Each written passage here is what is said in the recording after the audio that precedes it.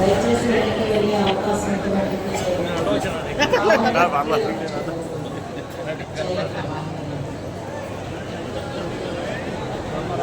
అమ్మవారిని దర్శించుకుంటూ మహాబలితో దిగువన గ్రౌండ్లో వద్ద అమ్మవారి యొక్క ప్రసాదం ఏర్పాటు చేస్తున్నారు. కావున భక్తులు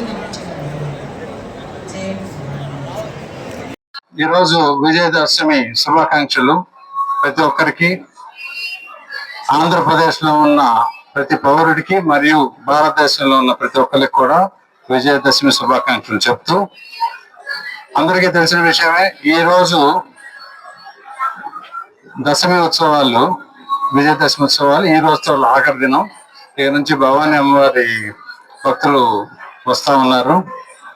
ముఖ్యంగా ఈరోజు అమ్మవారి ధన్యవాదాలు చెప్పుకోవటానికి నేను ప్రత్యేకంగా వచ్చాను. ఎందుకంటే ఉత్సవాలన్నీ కూడా చక్కగా చల్లగా జరిపించడానికి అమ్మవారి ఆశీస్సులు మనందరికీ కూడా బాగా దొరికినాయి.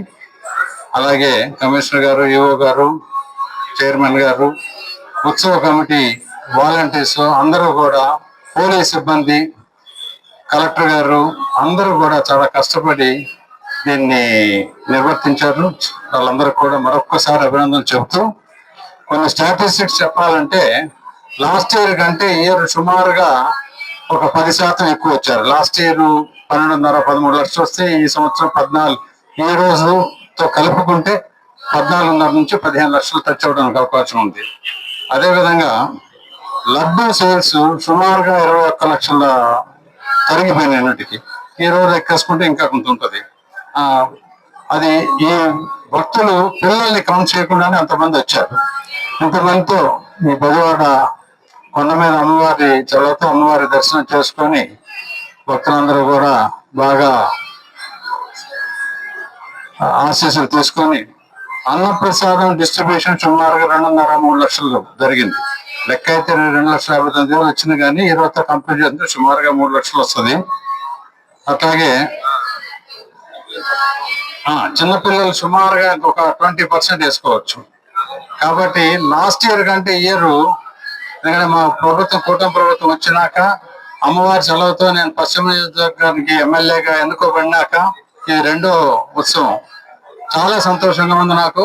ప్రజలందరూ కూడా, నేను చాలా మందితో కూడా ఫీడ్బ్యాక్ తీసుకుంటే, పోలీస్ సిబ్బంది కానీ, ఇక్కడ లోకల్ ఈవో కానీ, బ్రాహ్మణులు కానీ అంతా కూడా చాలా భక్తి శ్రద్ధంతో బాగా చేశారని చెప్పి ఫీడ్బ్యాక్ వచ్చింది. మంత్రి ఆనం రామనారాయణ రెడ్డి గారు కూడా ఇంచుమించుగా రోజు ఆయన ఇక్కడే ఉండి ఇవన్నీ కూడా పర్యవేక్షించడం జరిగింది.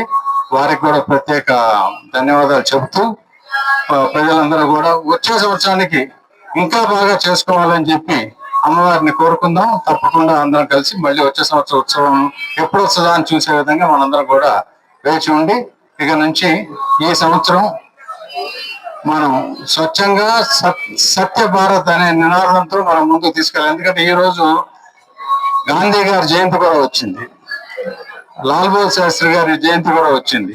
వీటన్నిటిని దృష్టిలో పెట్టుకొని మనం నీతి నియమాలను పాటిస్తూ బాగా ఉండాలని చెప్పి, అమ్మవారి చలవ అందరికీ ఉండాలని చెప్పి మరొకసారి కోరుకుంటూ సెలవు తీసుకుంటాను.